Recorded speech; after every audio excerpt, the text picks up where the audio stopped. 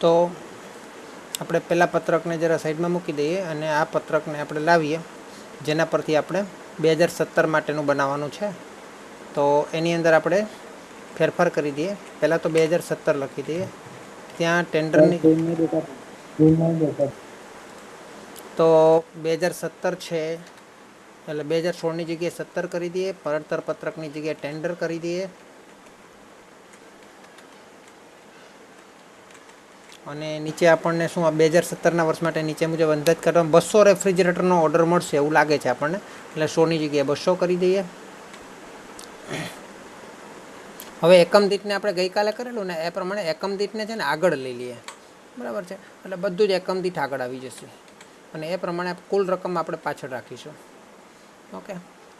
માલ સામાનના ભાવમાં 30% અને મજૂરીના દરમાં 20% વધારો થશે. તો માલ સામાનના ભાવમાં 30% વધારો થશે. તો હાલમાં માલ સામાનનો ભાવ કેટલો છે? 200 છે એકમ દીઠ. બરાબર છે.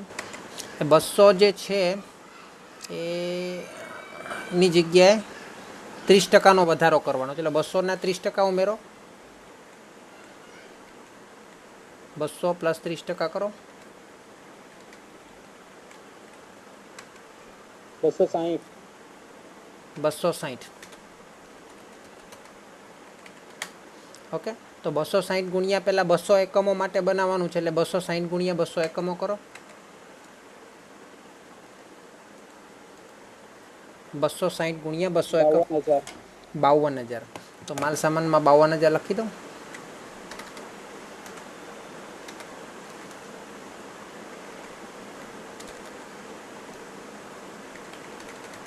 ઓકે. ચાલો ત્યાર પછી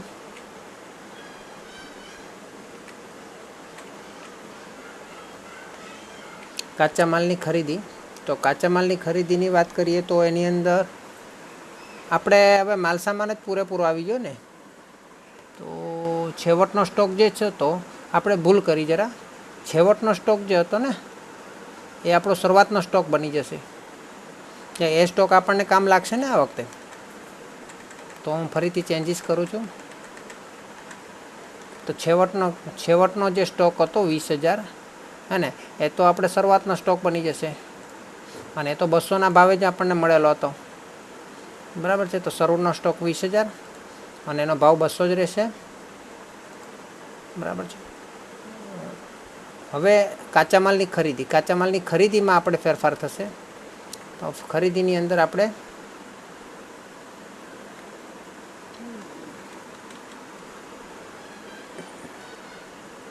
કેટલી ખરીદી કરવી પડશે?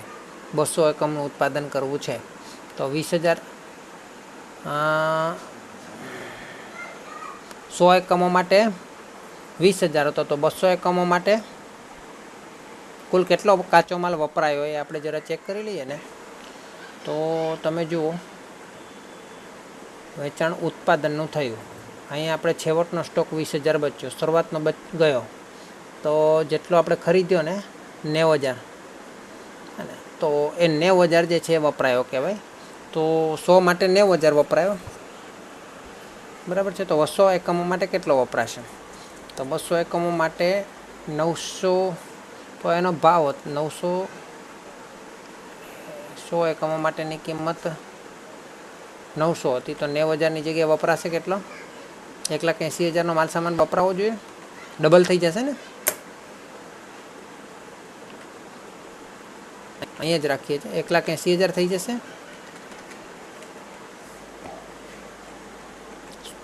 સમજ પડી કે નહીં પડી સમજ? 100 એકમો માટે 90,000નો માલ સામાન વપરાયો તો 200 એકમો માટે કેટલો માલ સામાન વપરાવો જોઈએ?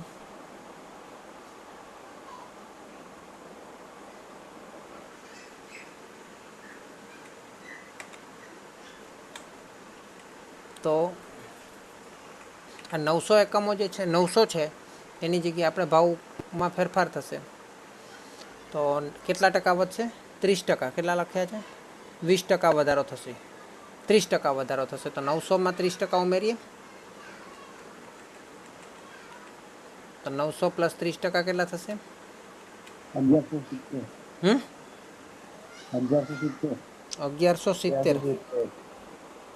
આ લોકોમાં છે ને 1 મિનિટ, વેચેલ માલની પડતરમાં જ માલ સામાનમાં એવું બધું કરવું એના કરતાં આપણે વેચેલ માલની પડતરમાં જ ફેરફાર કરી દઈએ તો 1000 એકમો છે, એકમ દીઠ 1000 રૂપિયા છે, એની અંદર આપણે 30% વધારી દઈએ એટલે 1300 રૂપિયા થઈ ગયા. અને 1300 રૂપિયા પ્રમાણે 200 એકમોના કેટલા થશે? 13 દુ 26, 2,60,000 થશે ને. એ મેં પહેલાં બરાબર કરતો હતો. હવે પ્રત્યક્ષ મજૂરીની અંદર શું કીધું છે? 20% વધારો થશે. તો 600 રૂપિયા છે એના 20% વધારો એટલે કેટલા થશે? 600 ગુણ્યા 20 એટલે 120. 600 પ્લસ 20% કરો જોઈએ, 720 થઈ ગયા. 720. હા, એટલે 120 વધારો એટલે 720 થયા ને. એટલે 720 તો છે, એને ગુણ્યા 200 એકમો કરો એટલે કેટલા થશે? 1,44,000. વેરી ગુડ, 1,44,000 થાય.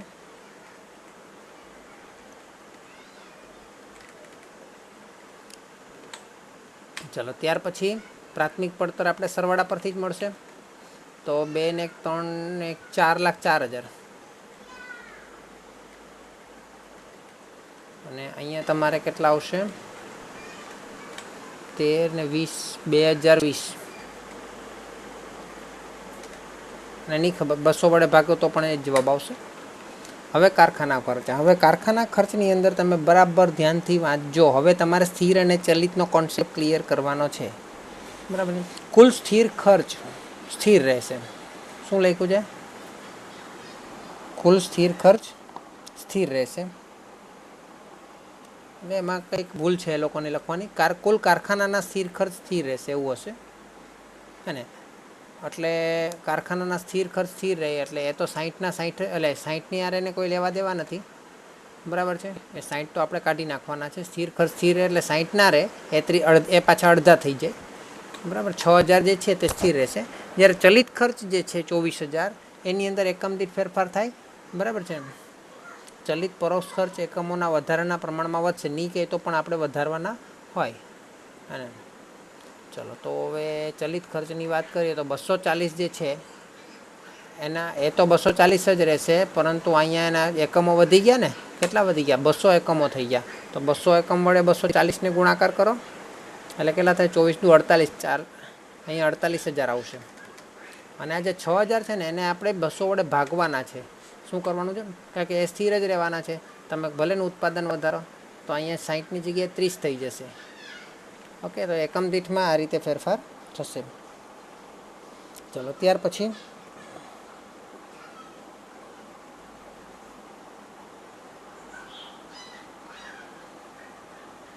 હવે ચલિત ખર્ચ.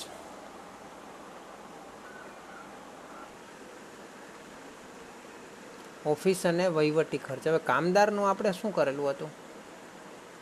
કામદારના ખર્ચા ઉમેરેલા આપણે. એ ક્યાં ઉમેરેલા? કામદારના મજૂરીમાં ઉમેરેલા. 48,000માં કરેલું ને આપણે.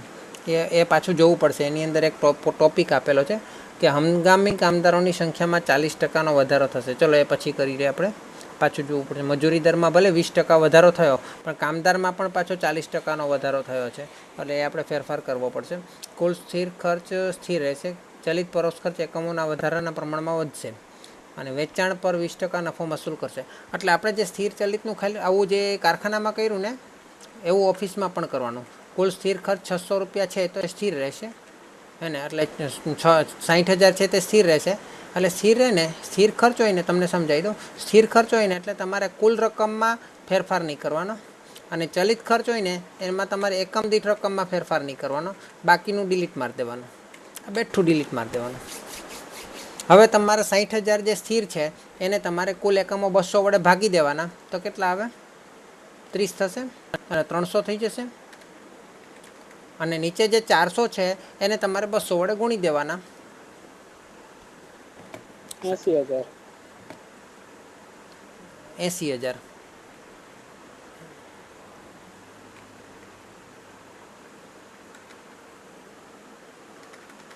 બરાબર છે. એ જ રીતે વેચાણ વિતરણની અંદર પણ એ ટોપ સેમ વસ્તુ. અહીંયા 30,000 રહેવા દેવાના સ્થિરમાં, ત્યાં 300 ડિલીટ મારી દેવાના. અને આ 200 રહેવા દેવાના. આ તમારે 20,000 ની લિમિટ મારી દેવાના. હવે 30,000 ને 200 વડે ભાગવાના એટલે 150. 150 વેરી ગુડ. 150 આવશે. કારણ કે સ્થિર ખર્ચ એનો એ રહે એટલે એકમ ભલે ને વધે તો એકમ દીઠ ખર્ચો ઘટે, અને ચલિત ખર્ચમાં એવું છે કે એકમ દીઠ ખર્ચ વધે. 200 ગુણ્યા 200 40,000. ઓકે, એટલે તમારે બધા ટોટલ છે ને આપણે પછી ફેરફાર કરીએ, કારણ કે ટોટલ તો બધા બદલાઈ જ જવાના છે. આ ટોટલ બદલાઈ જશે, આ ટોટલ બદલાઈ જશે. હવે આમાં મજૂરીમાં પણ આપણે ફેરફાર કરવાનો છે ને. આ ટોટલ બદલાઈ જશે. હવે મજૂરીની અંદર જુઓ તમે, પ્રત્યક્ષ મજૂરી નહીં, કારખાનાનું તો બરાબર છે. પ્રત્યક્ષ મજૂરી આપણે જે 720 ગણી ને ત્યાં આપણે જોવાનું છે. એક તો મજૂરીના દરમાં 20% વધારો થયો. એટલે મજૂરીનો દર કેટલો હતો? પહેલાં 720 હતો. પહેલાં 600 હતો ને મજૂરીનો દર. એટલે મજૂરીનો દર 600 હતો, એમાં આપણે 20%નો વધારો કર્યો. એટલે કેટલો થયો? 720 થયો. અચ્છા, એ ઉપરાંત મજૂરો છે ને 200 એકમો એકમ દીઠ નથી વધ્યા. 200 એકમ આવેલા મજૂર ડબલ થઈ ગયા એવું નથી. હંગામી કામદારોની સંખ્યામાં 40%નો જ વધારો થયો છે. એટલે માનો કે આ 600 તો આપણે ગણ્યા મજૂરીનો દર, હે ને, પરંતુ એ 20% તો આપણે વધારવાનો જ છે, અને બીજા 40% વધારવાના છે કામદારોની સંખ્યાને કારણે. એટલે હવે જે 720માં પાછું, એટલે 720ને કારણે આપણે 100 રૂપિયા પ્રમાણે ગણતા હતા, એટલે 100 એકમો પ્રમાણે તો કેટલા થતા હતા? 72,000 થતા હતા, હે ને. હવે એની અંદર આપણે 40%નો વધારો કરવાનો છે. એટલે 40%નો વધારો કરો એટલે કેટલા થશે? 72,000 પ્લસ 40% કરો, 1,08,000. 1,08,000. Very good. તો આ 1,08,000 આવવા જોઈએ મજૂરીમાં.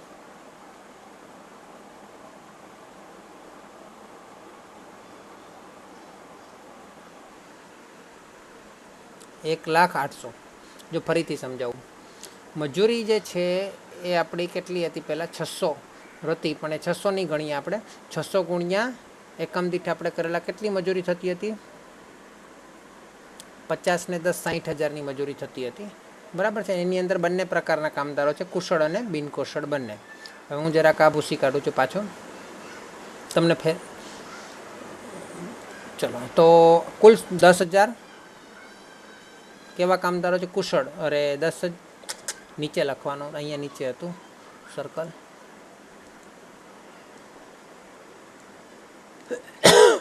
આ 50,000 ને 10,000, તો 10,000 નહીં, પણ પહેલાં 50,000 કુશળ અને પછી બિનકુશળ 10,000. બરાબર છે. 50,000 કુશળ અને બિનકુશળ 10,000.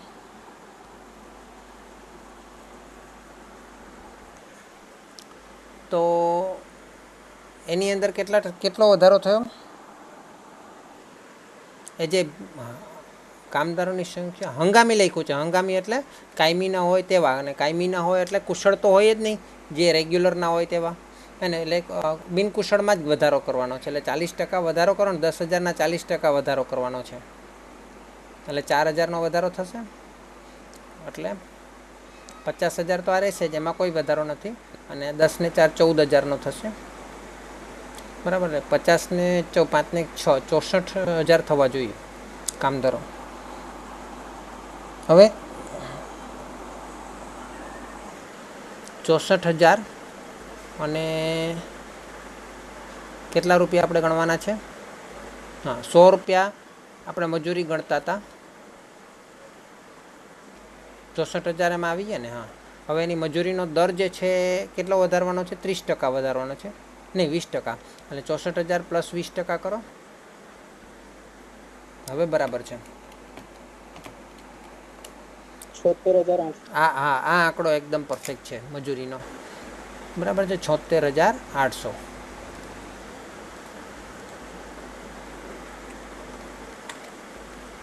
એટલે કુલ રકમમાં 76,800 આવશે.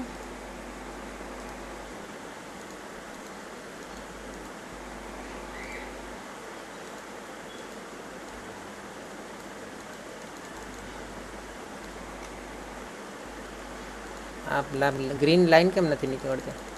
76,800, 76,800 બહુ મોટું રબડ છે. 76,800 આપણે કરી દઈએ. હા, 76,800. હવે આ 76,800ની અંદર 200 રૂપિયાના ભાવે પ્રમાણે 200 વડે ભાગી દો. 200 એકમો પ્રમાણે 384 થશે. બરાબર, તો 384 રૂપિયા પ્રત્યક્ષ મજૂરી થશે. એટલે એ બધા આંકડાઓ પાછા ખોટા પડશે. અહીંયા જોવા જઈએ ને તો આ બધા આંકડાઓ કુલવાળા, પ્રત્યક્ષવાળા, પ્રાથમિક પડતરવાળા બધા જ ખોટા છે ને. તો એ બધા સરવાળા એમ બી આપણે કરવાના છે. ખોટ આપણી પાસે ખોટ હવે આપણે ખોટ નથી કરવી, ઓલરેડી ખોટ કરી ચૂકેલા હતા. બરાબર છે, તો એ આપણે પછી કરીએ. તો પહેલાં આપણે સરવાળા કરતા જઈએ. તો 2,60,000 પ્લસ 76,800. પહેલું 2,60,000, 3,36,800, 3,36,800. પછી ત્યાં 1,300 ને 384 એટલે 1,684. ચલો, ત્યાર પછી એટલે બંનેનો પ્રાથમિક પડતર આવી.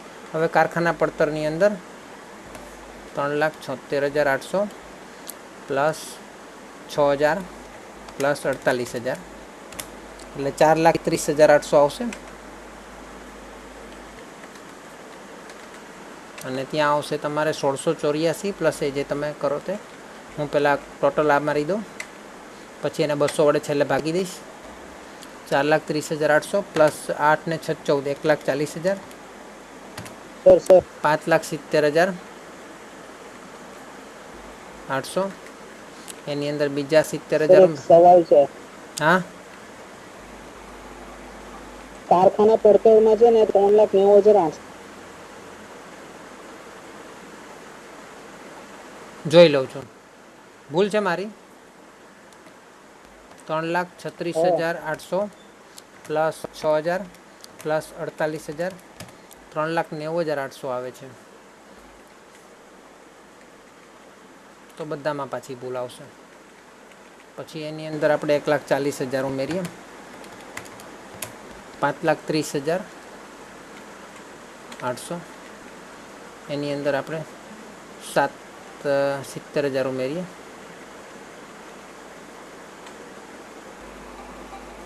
તો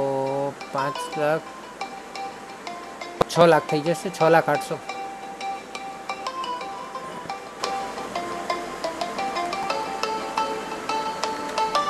હવે આપણે એની અંદર નફો ઉમેરવાનો આવશે.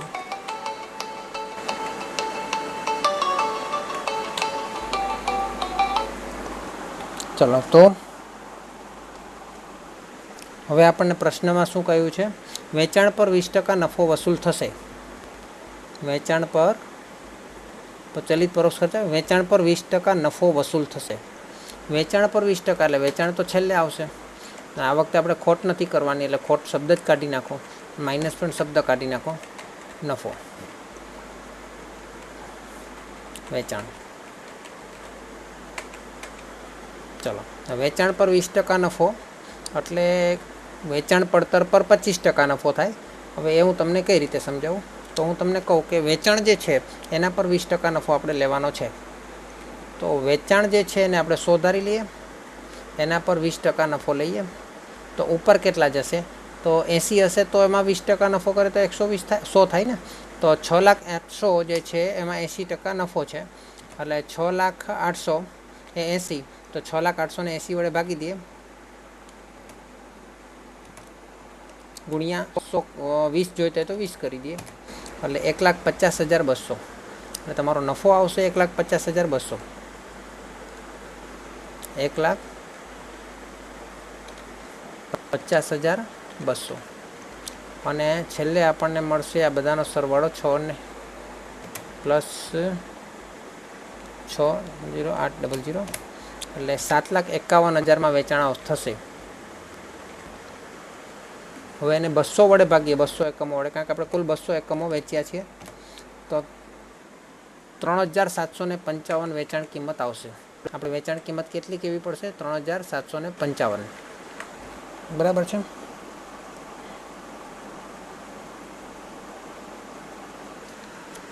તો આપણું કામ થશે, તો આપણને આટલો નફો મળશે. ઓકે.